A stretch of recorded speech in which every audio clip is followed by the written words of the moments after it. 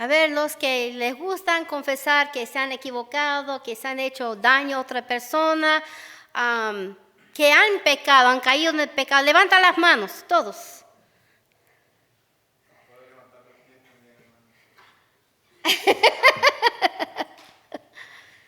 ¿Es algo fácil? Bueno, para los que estamos acostumbrados a pecar, y es otro. Tomé un poquito, un quincito, un sorbo de alcohol. Y luego un sorbo más y un poquito más durante días. Es un problema, ¿no? No tenemos autocontrol. Siempre escuchamos chismes y cuentas de las personas a nuestro alrededor. ¿Oíste? Que la hermana estaba andando con tal persona. Lindo, ¿no? Escuchar los chismes de las otras personas. Pero a veces nos toca que cuentan de nosotros. Hemos hecho algo inapropiado, inmoral o escandaloso y no queremos enfrentarlo admitiendo a los hechos. Lo guardamos en secreto, bien guardadito, como que si no pronunciamos el hecho no existe y no hay consecuencias. Nuestro orgullo no nos permite reconocer nuestro pecado o nuestra rebelión contra la voluntad de Dios. Pero a veces sabemos que el admitir algo es lo más lógico, pero aún así no queremos admitir nuestros errores y pedir perdón. A veces los padres dicen cosas a sus hijos que realmente les afecta. El padre sabe que quizás ha dicho una cosa muy fuerte, pero como es papá, bueno, tiene derecho, ¿sí? Y el niño se queda con su inseguridad. O quizás una persona ha hecho algo cuando no estaba en sí, por causa de alcohol, drogas o otras cosas. Ha hecho un daño a una persona y no quiere admitir que lo ha hecho. Y esa persona que fue herida queda con ese rencor, ese dolor de esta injusticia. ¿Y por qué no me puede pedir perdón? Dice la persona. Nunca me ha dicho perdóname o lo siento. Y ese le queda en el corazón, creando un nuevo daño, un nuevo pecado, el no perdonar. A los ricos y famosos escuchamos escándalo, escándalo. El político, el famoso, tal y cual, encubrió su acto criminal. Es lo más común entre las últimas novedades. Todo el mundo quiere escuchar de los recortes de prensa, especialmente cuando tiene que ver con un escándalo. Yo voy a decir que paso el día escuchando escándalos de la vicepresidente que quiere ser presidente. Es un problema. Me atrae. Hay otras personas que también están atraídos a los escándalos de los ricos y los famosos y de los políticos. Pero ¿por qué nos interesa tanto las vidas privadas escandalosas de la gente famosa? ¿Y qué exactamente es un escándalo? Es un hecho dicho considerado inmoral o condenables y que causan indignación y gran impacto público, según el Diccionario Real Española. Por eso las personas hacen lo posible esconder, encubrir o tapar su mal hecho. No todo pecado crea un escándalo, pero todos nosotros tratamos de encubrir o desviar la culpa de nuestros hechos vergonzosos. Como dice en la lectura de Ana, hay personas que cuando enfrentados con algún mal tratan de desviar la atención, enojándose con la persona que ha dicho algo, culpándolo de otra cosa, ¿ya? O simplemente escapando el momento. La interacción o culpando a otros. La verdad es que nosotros muchas veces culpamos también a Dios. Desde el principio, el primer hombre, Adán, cuando Dios le preguntó después que habían caído, ellos se buscaron hojas, ¿recuerden? Para taparse. ¿Por qué? El pecado es vergonzoso. Queremos cubrirnos porque sentimos vergüenza de haber caído en eso otra vez. Entonces el Señor estaba andando por el jardín. Adán, Eva, o Java en hebreo. Oye, ¿dónde están? Y Adán respondió,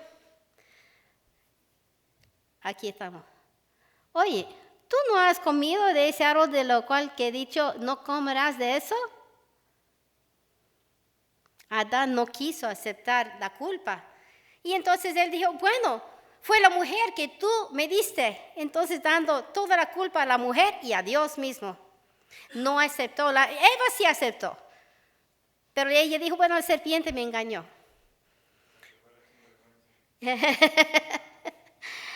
Y el serpiente ni siquiera Dios le dio una palabra ni voto. Él no podía decir nada. El pecado trae vergüenza, el deseo de taparlo, esconderlo, encubrirlo. Luego, cuando Dios estaba andando, Ok, todas las personajes bíblicas tienen algo en común. Todos han caído al pecado. Adán con comer. ¿Y cuántos de nosotros tenemos problemas de comida? Yo sí. He aumentado como 20. Es un problema. No hay que caer en cuando uno está triste, comer. Pero yo lo hago y hay muchas otras personas. Hay personas que caen en alcohol, en drogas, en pensamientos ilícitos, en el sexo ilícito. Hay muchas maneras. Hay personas que compran y Ana va conmigo para limpiar las casas de esas personas. Es un desastre. Ellos no confían en Dios. Ellos confían en sí mismos y tratan de tapar su dolor con las compras y llega a ser un desastre. Cuando nosotros no queremos admitir nuestra culpa, nos come adentro, como esa escritura que yo le leí al principio. Sentimos culpa, no podemos dormir bien, no podemos trabajar bien y somos malos con las demás personas. Había un rey, Saúl, que cuando él fue enfrentado con su pecado de no obedecer la palabra de Dios, cuando dijo que él tenía que destruir todos los pecadores de Amalek, el rey no aceptó la culpa y dijo, no, fue el pueblo, él es el rey. Le dijo, no es mi culpa, el pueblo. Y además es porque ellos tenían que dar sacrificio a ti, entonces en fin estaba culpando a Dios otra vez. ¿Por qué Dios siempre tiene que sentir tanta culpa? Todo el tiempo estamos buscando eso. Pues no era su culpa. Era la culpa del pueblo, querían sacrificar a Dios. En Salmo 51, 16 dice, ¿por qué no quieres sacrificio que yo le daría? No quieres holocausto. Los sacrificios de Dios son el espíritu quebrantado, al corazón contrito y humillado. No despreciarás tú, oh Dios. Ellos no entendían a Dios el concepto del sacrificio. Pensaron que tenían que robar las vacas y las ovejas del otro pueblo para dar sacrificio a Dios. Tú vas a algún lado y vas a robar a una persona de la calle para traer tu ofrenda a Dios. No tiene sentido, ¿no? Cuando Samuel le habló, él seguía defendiéndose ante las acusaciones. Su obediencia era parcial y para él era suficiente. Cuando tú dices a tu hijo, anda, limpia tu cuarto, y él alza la ropa sucia del piso y ya, tú le vas a decir, wow, hijo mío, ¿has hecho bien? O vas a decir, y los juguetes, y la cama, y las cosas debajo de la cama, y las cosas tiradas en el piso, y todo el closet que está un desastre, ¿vas a hacer algo? No. Necesitamos cumplir completamente y Saúl no lo hizo. Él sí buscó el perdón después, pero porque él había tratado de evitar lo que es la consecuencia de su pecado. El admitir un pecado puede ser muy difícil para nuestro ego, de imagen propia. Puede que te hace sentir más satisfecho si no admites un error o un mal hecho, pero no admitir que se equivocó puede provocar problemas psicológicos muy severos. Hay personas que simplemente no pueden admitir error y rehúsan admitir la evidencia que demuestra su error. Hay otros que creen que su imagen va a ser dañado si lo admiten y hacen lo posible evitarlo. David en Salmo 51 describe lo que pasa con el psiquis. Ten piedad de mí, oh Dios, conforme a tus misericordias, conforme a la multitud de tus errores, tus piedades, borra mis rebeliones. Lávame más y más de mi maldad y límpiame de mi pecado. Además, lo que te estaba leyendo en el principio, Jehová, no me reprendes en tu furor, ni me castigues en tu ira, porque tus saetas cayeron sobre mí han descendido tu mano. No hay nada sano en mi carne a causa de tu ira. Tú ves las personas que están muy enfermos, ves si hay algún pecado escondidito por ahí, que está comiendo su salud adentro. Porque mis iniquidades se han agravado sobre mi cabeza como carga pesada, se han agravado sobre mí. Hieden y supuran mis llagas a causa de mi locura. Nosotros enloquecemos cuando no queremos admitir nuestro mal hecho. Llegamos a ser muy egoístas, narcisistas. Solamente mi dolor es lo que cuenta y puedo hacer daño a cualquier persona que está enfrente de mí. ¿Han conocido a alguien así? Muy egoístas. Y es lo que ellos sienten. Porque mis lomos están llenos de ardor y nada hay sano en mi carne. Estoy debilitado y molido en gran manera. Gimo a causa de la conmoción de mi corazón. Señor, delante de ti están todos mis deseos y mi suspiro no te es oculto. Mi corazón está acongojado. Me ha dejado mi vigor y aún la luz de mis ojos me falta ya. Mis amigos y mis compañeros se mantienen lejos de mi plaga y mis cercanos se han alejado.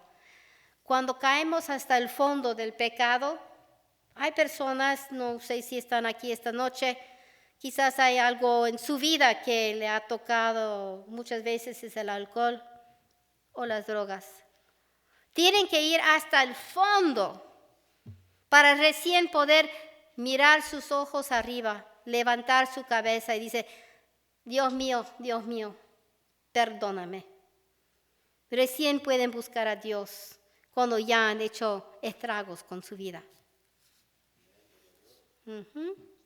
Entonces, el admitir un pecado puede ser muy difícil para nuestro ego e imagen propio. David en Salmo 51, bueno, vamos a ir a Salmo 41. Una vez que una persona ha confesado su pecado y hay un quebranto, uno llora y cuando yo tengo ese quebrantamiento no puedo abrir mi boca lo suficiente para contener el grito de tristeza que hay en mi corazón. Pero David reconoce cómo es y él dice, bienaventurado el que piensa en el pobre, en el día malo lo librará Jehová. No, eso no es. Perdón.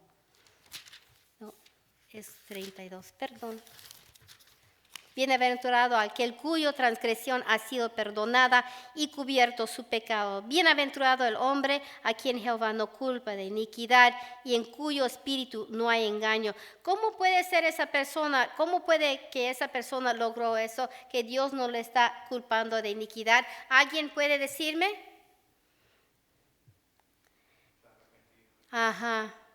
Se arrepienta, porque no hay ningún perfecto aquí. Tiene que arrepentirse de su pecado. Mientras callé, se envejecieron mis huesos en mi gemir todo el día, porque de día y de noche se agravó sobre mí tu mano y se volvió mi verdor en sequedades de verano. Mi pecado te declaré y no encubrí mi iniquidad. Dije, confesaré mis transgresiones a Jehová y tú perdonaste mi maldad de mi pecado.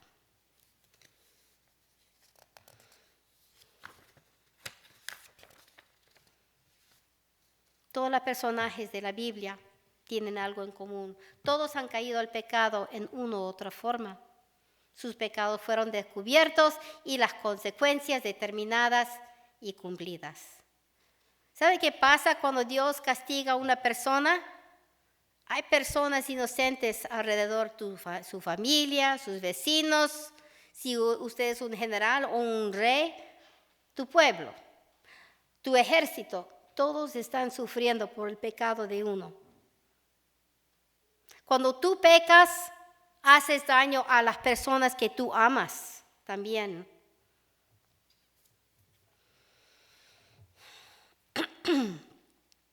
El rey Saúl, cuando fue enfrentado con su desobediencia al mandato de Dios que le mandó a destruir los pecadores de Amalek, el rey culpó a su pueblo. Bueno, yo tengo problema porque yo conocí antes del culto que el leer mi sermón no es bueno, que la gente se duerme, que no entienden. Y estoy tratando de hacer una cosa que está fuera de mi posibilidad, porque yo tomo horas y horas para hacer eso y es muy difícil para mí no ir en el orden que yo siempre uso.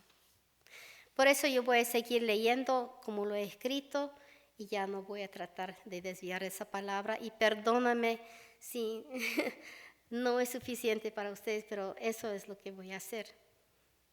La palabra de Dios revela y no encubre porque Dios busca siempre la verdad. Dice en Salmo 52:6, aquí, tú amas la verdad en lo íntimo y en lo secreto me has hecho comprender sabiduría. Y al que confiesa también busca ser limpio delante de Dios. En versículo 7 del Salmo 52 dice, purifícame con hisopo y seré limpio. Lávame y seré más blanco que la nieve. Hazme oír gozo y alegría y se recrearán los huesos que has abatido. Esconde tu rostro de mis pecados y borra todas mis maldades. Crea en mí, oh Dios, un corazón limpio. Y renueva un espíritu recto dentro de mí. No me echas de delante de ti y no quites de mí tu Santo Espíritu. Vuélveme el gozo de tu salvación y espíritu noble me sustente. Entonces enseñaré a los transgresores tus caminos y los pecadores se convertirán a ti. Líbrame de homicidios, oh Dios, Dios de mi salvación, cantará mi lengua tu justicia. Mientras no confesamos nuestros pecados, estamos aplazados delante de Dios. Sentimos vergüenza, no queremos enfrentar a las demás personas, tenemos los ojos abajo, estamos enojados, estamos juzgando a las otras personas muy fuertemente y no queremos mirar a nosotros mismos y nuestros propios errores.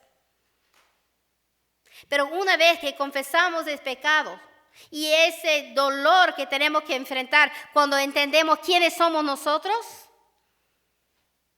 y Dios nos limpia, entonces podemos decir, crea en mí, oh Dios, un corazón limpio.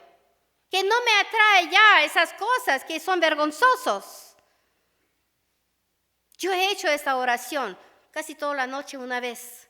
Estaba luchando con mis pensamientos. Y tuve que hacer esa oración. Créame, era muy difícil, lo hice sola, pero ya no luché con esos pensamientos. Dios es grande. Dios quiere de nosotros el no esconderse o taparse o culpar a otra persona o circunstancias o Dios mismo. Sino reconocer nuestro fallo, nuestro error, nuestro pecado. Cuando Natán, el profeta, tuvo que enfrentar a David con su pecado del adulterio. El adulterio llevó a un embarazo no esperado. El embarazo llevó a la vergüenza y la vergüenza llevó a la muerte del esposo de Betsabé. Y David tranquilo ahí en su palacio. Natán se enfrentó con David. David se tiró al piso porque él se enteró que su hijito, su bebito, iba a morir por causa del pecado. El inocente pagando para el culpable, como nuestro Señor Jesucristo por nosotros ha hecho. Ese inocente bebé tuvo que dar su vida, pero él no dio, sino que fue quitado. Y David ahí tirado en el piso pidiendo, Señor, Señor, Señor. Él quería cambiar las circunstancias de lo que él había provocado. Eso no pasa mucho. Lo que pasa es que nosotros somos limpios delante de Dios. Eso es lo que necesitamos. Si tú has sido un alcohólico toda la vida, tienes daño del hígado, tienes daño de los riñones, el cuerpo ha envejecido, tienes problemas, se hincha el cuerpo y te llega a la muerte. Mi abuelito era un alcohólico. Mis tíos, un hermano, 2 sobrinos. Y creen la gente que van a venir acá, bueno, ora por mí para que me sane el Señor. No, ¿y qué tal si oramos para que Dios te limpie el corazón? ¿Qué tal si oramos que Dios puede quitar de ti ese deseo para el alcohol? ¿Qué tal si oramos para que tú puedas tener ese deseo de venir delante de Dios en oración y siempre dando esta lucha a Él? ¿Qué tal? Eso sería lo que tenemos que hacer. Si tú tienes algún pecado o alguna lucha, quizás son pensamientos, quizás es el alcohol. En mi persona tengo problemas de tener palabras que no debería decir. Es mi lucha. ¿Soy perfecto? No soy. Y nunca trato de decir que soy. No juzgo a otros porque ellos tienen sus propias batallas. A veces uno siente autolástima porque no hay trabajo. 3 semanas he llorado por falta de trabajo. ¿Por qué? Yo quería depender de mí mismo. Dios tiene su plan. Si hay alguna persona esta noche que necesita oración, pueden venir después del culto, orar conmigo, con Omar, con Pastor Peter. Si necesitas decir algo, puedes hacer. Pero mayormente uno debe presentarse delante de Dios, confesando su pecado y buscando ese perdón.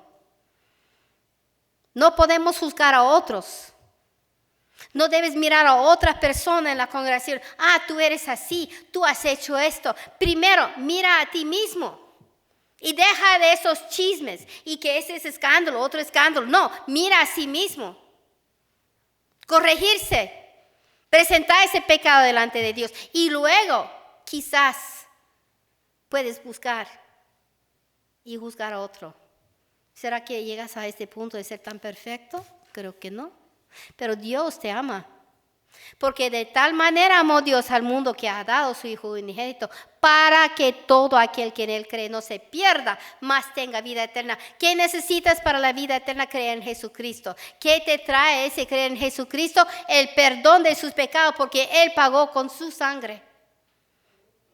Porque Él quiso obedecer al Padre. Por eso es muy importante que entendemos que cuando Jesucristo murió en la cruz es porque el Padre le mandó y por eso Él lo hizo en obediencia. Y nos está enseñando a través de ese ejemplo qué importante es la obediencia. ¿La obediencia a Dios es fácil? No. ¿Cuesta? Sí. ¿Puede provocar problemas graves? Sí. Mira lo que pasó con José en Egipto. 10 años más en la cárcel, algo que no hizo, porque él quería honrar a Dios. Es muy difícil a veces, tenemos que poner nuestro bienestar al lado y obedecer a Dios. ¿Qué te gana eso? Valentía. Para declarar la palabra de Dios a quien sea. Dios te ama. Y yo también. Bendiciones. Aleluya.